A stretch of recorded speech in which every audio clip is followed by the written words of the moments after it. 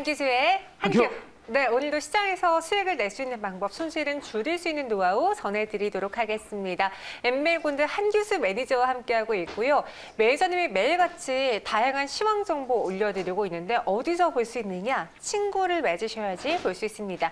샵 2034로 한규수라고 이름 적어 보내주시면 매니저님과 친구 또 연결돼서 링크 보내니까요. 참고해 보시고요. 저희 한규수 한큐 하시는 동안 유튜브 채팅방에 원하시는 종목, 궁금한 종목 올려주시면 저희가 시간 되는 한 또 자세히 도와드리도록 하겠습니다. 한기수 매니저와 함께하는 이 시간, 오늘은 또 어떤 종목으로 리뷰해 볼까요? 자, 오늘 시장이 좀 안 좋죠? 네. 안 좋은 상태에서 우리가 전략을 좀 잘 짜야 될 것 같고요. 그동안 핵심적인 종목을 중심으로 소개해드렸는데 5G 관련 중에서 오이솔루션 먼저 보도록 하겠습니다. 네. 5G 관련주들이 이제 그동안 잘 오르다가 오늘 전체로 시장 자체가 좀 조정가에 들어가면서 조금 간디 조정에 들어가고 있습니다. 여기서 우리가 어떻게 해야 될지 이제 전략적인 부분이 중요한데 일단은 시장 자체가 뭐 무너지거나 할 수 있는 그런 가능성은 높지는 않아요. 그래서 그렇죠. 높지는 않은데 단기적인 조정 가능성이 조금 높아졌습니다. 어제하고 또 오늘하고 시장은 또 분위기가 완전히 180도 달라지고 있는 상태고요. 지금 오늘 제가 여러분들한테 시장에 대해서 얘기를 말씀드릴 때 일단은 경계감을 갖자라는 부분에 대해서 먼저 포커스를 맞추시고 방송을 들으시면 될 것 같습니다. 자, 오이솔루션 주가는 잘 갔죠? 잘 갔고요. 이제 고점 찍고 약간의 눌림 조정이 나오고 있습니다. 이 정도 조정 가지고는 시세 자체가 끝났다라고 보기는 좀 어려운 상태고 단기적으로 오른 데 따른 일시적인 단기 눌림목 조정 정도가 나온다라고 보시는 게 좋을 것 같습니다. 이런 가운데 시장이 약간 좀 불안하다 보니까 약간의 눌림목 조정이 조금 더 깊어질 수 있는 가능성은 있겠습니다만 중기적인 반등 가능성은 있다고 보시면 되겠죠. 일단 이 구간에서 우리가 좀 부담이 된다라고 한다면 뭐 보여주시기에 뭐 20, 30% 정도는 물량을 털어내셔도 상관없을 것 같고 전량 매도할 필요 없겠고 나머지 정도는 들고 가시는 그런 전략 정도로 되지 않을까. 그리고 혹시라도 이런 종목들 오이솔루션이라든가 5G 관련주에 대해서 매수를 고려한 분들은 이번 조정 장세를 이용해서 저가 매수 포인트를 잡아가는 전략을 펼치되 조금은 신중하게 하자, 좀 여유 있게 하자라는 점도 먼저 말씀드리겠습니다. 자, 다음에 HFR 보겠습니다. 오이솔루션은 주가가 많이 올랐는데 HFR은 주가가 오르지도 못한 상태에서 주가가 좀 밀리는 이런 형태가 되다 보니까 좀 당황하신 분들이 많이 계실 것 같습니다. 앞서 오이솔루션은 올랐다가 눌림이지만 이 종목은 별로 오르지 않은 상태에서 다시 밀리는 이런 형태가 되고 있죠. 또 같습니다. 일단 대장주 맥락의 종목이 갔다가 눌림 조정이 나온 상태이기 때문에 후발주를 중심으로 물량이 좀 많이 나오고 있는 형태예요. 특히나 현재 이 구간에서 들어왔던 매물들과 그리고 저기 대기하고 있는 매물들이 5G 관련주가 반등이 좀 약하다 보니까 매물이 좀 많이 나오면서 조금 더 밀리고 있는 형태로 보시면 됩니다. 하지만 주가는 대바닥권이다라는 측면을 감안하게 되면 여기서 우리가 도망갈 것이 아니라 오히려 중기 관점에서는 조금씩 매수 포인트를 잡아가는 전략을 단행하셔도 무리가 없습니다만 그러나 역시 조금 시간적인 여유를 가지고 매수 전략을 단행하셔도 될 것 같습니다.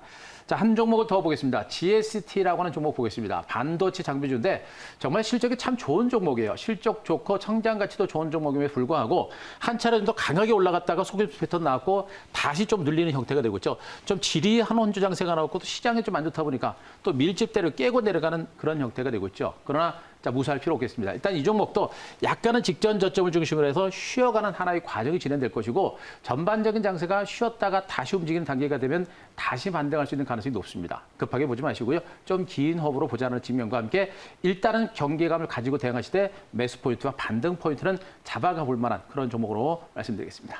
네, 이렇게 세 종목 리뷰를 해봤어요. 지금 시장이 살짝 오늘 밀리면서 반도체 5G주의 경우에는 낙폭이 좀 커졌는데요. 갖고 계신 분들 불안해하실까 봐 아직까지 괜찮다라고 다시 한번 리뷰를 해드렸습니다.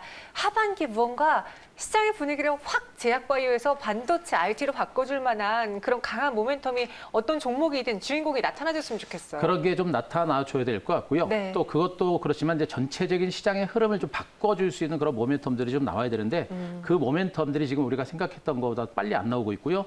또 기대했던 모멘텀들이 주가 좀 반영이 되다 보니까 약간의 좀 경계감들이 좀 많이 커지고 있는 것으로 보시면 될 것 같습니다. 네, 그럼 오늘의 한 큐로 시장을 정리해 볼게요. 자, 어떻게 오늘의 한 볼 수 큐는 있을까요? 소강 상태 이렇게 정리하겠습니다. 소강 상태, 이 소강이 호재가 소강이냐 악재가 소강이냐에 따라서 분위기가 확 다른데요. 그게 소강이 어떤 소강인지가 이제 그게 문제가 될 것 같은데 그렇죠. 일단 소강이라고 하는 부분들은 앞으로 시장이 어떻게 전개가 될지 예측하기 어려운 상태에서 대체적인 관망 장세가 진행되는 그런 형태다라고 보시는 게 좋을 것 같아요. 네. 더군다나 시장이 좀 오른 상태고요. 또 오른 상태에서 좀 탄력이 떨어졌고 지금 시장은 분명히 코로나19 백신 개발에 대한 대한 기대감이 분명히 있는 상태고 호재가 대기를 하고 있음에도 불구하고 시장이 생각보다 탄력적인 반등세를 이어가지 못합니다. 이 얘기는 뭐냐면 기대 심리가 어느 정도 반영이 됐다라는 것이겠죠. 그래서 실질적으로 백신이 만들어지거나 내지는 좀 더 강력한 경기 부양 대책이라든가 경제지표 호전이라든가 이런 재료가 나와야 주가 반등을 이끌어낼 수 있는데 그런 모멘텀들이 지금 나타나지 않고 있습니다. 그래서 이것이 약간은 시장의 소강 상태를 이끌어내고 있는 그런 변수고 우리가 경계를 해야 될 부분이 아닌가라는 생각인데 일단 시장은요. 일단 모멘텀이 없습니다. 말씀드렸듯이 코로나 백신 개발 기대감에 의한 반등장은 이미 나왔고요.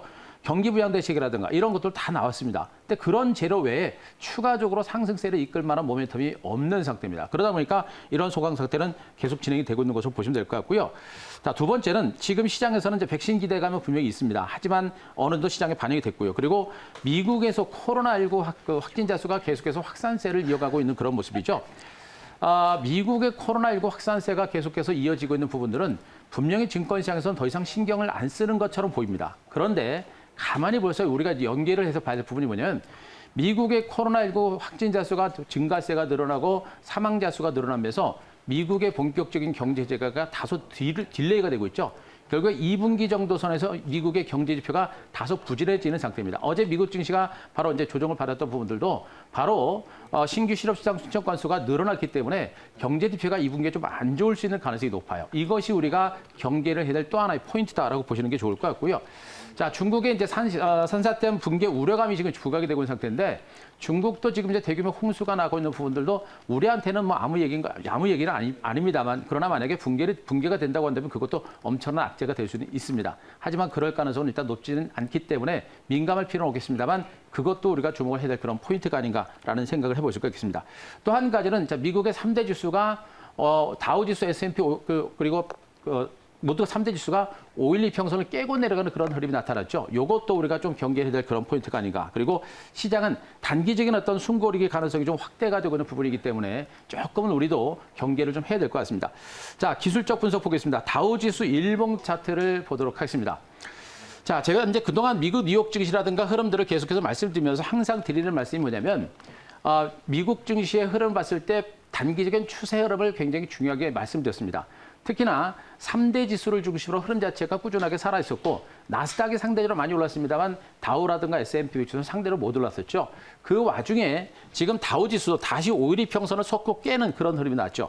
추가적인 반등에 대한 기대감이 어제 있었다가 다시 그 512 평선을 깨고 내려온 흐름이 나왔습니다. 이 얘기는 뭐냐면 지금 당장 미국 증시는 가지 않겠다라는 그런 의미가 되는 것이고 512 평선을 솟고 깬 만큼 여기서 추가적인 조정 반락세가 조금 더 나오거나 내지는 약간은 기간 조정이 좀 더 길어질 수 있는 가능성이 매우 높다라고 보시는 게 좋습니다. 여기다가 미국의 나스닥 지수는 많이 올랐기 때문에 512 평선을 일단 깬 상태에서는 우리는 약간의 경계감이 좀 필요하다는 거 꼭 보시기 바라고요.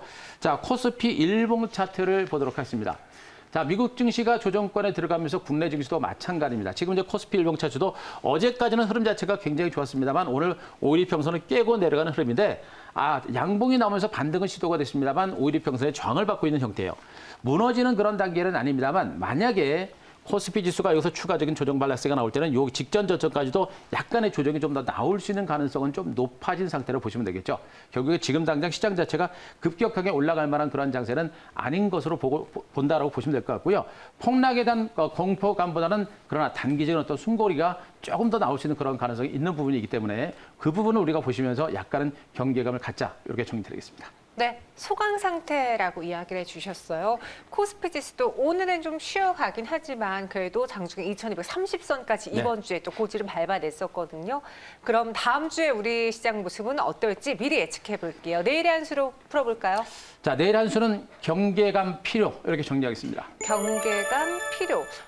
향후 먼 미래를 본다면 지금보다 올라갈 수 있겠지만 우리는 하루하루가 소중하잖아요. 그쵸. 그 가격 그리고 그 주가 흐름을 봤을 때 경계가 필요하다는 의견이신지요? 그렇죠. 아마 코로나19가 발생이 되고 나서 지수가 저점 찍고 최근까지 올라오면서 제가 이제 이렇게 경계감을 좀 강하게 말씀드린 적이 별로 없을 겁니다. 오늘 아마 제일 강한 게 아닌가라는 생각인데요. 경계감이라고 하는 부분들은 분명히 시장에 추가적으로 올라갈 수 있는 어떤 기대감이라든가 가능성이 많이 줄어들었을 때 우리가 생각을 해야 되는 겁니다. 주가 천정은요, 그 누구도 모르는 상태입니다. 그 누구도 모르기 때문에 주가 천정에서 주가가 추가적으로 올라갈 수 있는 모멘텀이라든가 이런 것들이 부재할 때는 우리가 일단 경계를 갖는 게 좋습니다. 일단 아까도 말씀드린 백신 기대감이라고는 백신 개발에 대한 기대감은 분명히 있는 상태예요. 그리고 실질적으로 백신이 만들어질 수 있는 가능성은 매우 높은 상태입니다. 그럼에도 불구하고 시장이 계속해서 조정권에 들어가고 흔들리는 이런 과정들이 반복되고 있는 부분들은 분명히 우리가 부담을 느낄 수밖에 없다. 분명히 시장은 백신에 대한 기대감을 가지고 올랐고 개발 가능성이 높아요. 그런 재료가 있는데도 주가가 못 갑니다. 분명히 우리가 경계를 해야 될 부분이다라는 거 보시기 바라고요. 그리고 아까도 말씀드렸지 코로나19, 미국의 코로나19 확산세가 이어지면서 2분기 경제 지표가 다소 위축될 수 있는 가능성이 높습니다. 그동안 이제 미국은 급격한 경제 재개론에서 1분기 정도의 1분기에 경제 지표는 괜찮았습니다만 2분기의 경제 지표가 다소 위축될 수 있죠. 이것이 또 시장에서는 단기적인 조정을 이끌어낼 수 있는 빌미가 될 가능성도 있다는 것도 체크를 하시기 바라고요. 그리고 이러한 호재들, 미국의 코로나19 경기 재개에 대한 경기 회복에 대한 기대감들, 여기다가 백신에 대한 기대감, 이런 것들 때문에 시장은 좀 어느 정도 올랐는데 그런 재료들은 분명히 선반영이 됐다. 이런 부분도 체크를 하시기 바랍니다. 마지막으로 중요한 것은 일단 지금 이 구간부터는 공격적인 배팅보다는 현금 비중은 약 30% 정도는 유지를 좀 하시는 게 좋을 것 같아요. 추경 매수하는 거는 자제를 하시는 게 좋겠고 좀 올랐던 종목들 내지는 탄력이 떨어진 종목들, 기업 내용이 별로 없는 종목들은 그들 종목 중심으로 일부 정도는 정리하셔가지고 30% 정도는 확보를 하시는 그런 전략이 좋겠고요. 30%의 자금을 확보하는 이유는 뭐냐면 단기적인 조정이 나올 때를 대비하는 것과 더불어서 단기 조정이 나오고 나서 지수가 저점 찍고 재반대가 나설 때를 대비한 그런 전략으로 보시면 됩니다. 무너지는 장은 아니고 단기적인 조정에 대비하는 그런 전략이니까 30%는 유지를 하자. 자, 그림을 하나 보도록 하겠습니다. 오늘 제가 이제 현금 비중을 30% 정도로 확보하자라는 전략을 세운 가장 근본적인 뉴스가 바로 이겁니다. 일단 코로나 백신 치료제 개발에 대한 기대감이라는 재료는 이미 선 반영이 된 상태에서 바로 이겁니다. 지금 이제 신용거래 증가 금액이 상회 5개 증권사의 신용거래 증가 금액이에요, 여러분들. 신문 기사를 보시면 아시겠습니다만 지금 현재 우리 개인 투자자들이 증권시장에 정말 많이 들어와 계십니다. 그런데 그 개인 투자분들이 증권회사를 중심으로 신용을 중심으로 엄청나게 많은 돈을 빌리고 있는 상태입니다. 돈을 너무나 많이 빌리다 보니까 지금 미래에셋더우가 6,200억 정도, 그리고 NH증권 5,600억, 한국투자증권 3,900 정도, 이들 은행 증권사들이 더 이상 신용으로 돈을 빌려줄 돈이 없다. 이렇게 돈을 셔터를 내려버렸습니다. 이 얘기는 뭐냐면 개인 투자자들의 신규 자금 유입으로 인해서 증시가 올라갈 수 있는 모멘텀이 떨어질 가능성이 높다라는 그런 신호가 되는 겁니다. 그래서 그동안은 개인 투자가에 의해서 증시가 올라갔는데 이제 신용까지도 문이 탁 닫히게 되면 어떻습니까? 신규 자금 유입이 없어요. 증시가 여기서 올라가야 신규 자금이 들어오는데 신규 자금이 더 들어올 가능성이 높지 않은 상태입니다. 여기다가 기관과 외국인들도 적극적인 매수 배팅을 하지 않는 상태, 시장도 소강 상태, 이런 상태라고 한다면 단기적인 어떤 숨고리가 나올 수 있는 그런 가능성이 높다는 그런 측면이겠죠. 그래서 제가 여러분께 말씀드리고 있는 것은 바로 이런 뉴스들 때문에 우리가 시장에 대해서 우리가 공격적인 패턴보다는 약간의 좀 경계감이 필요하다라는 것이고요.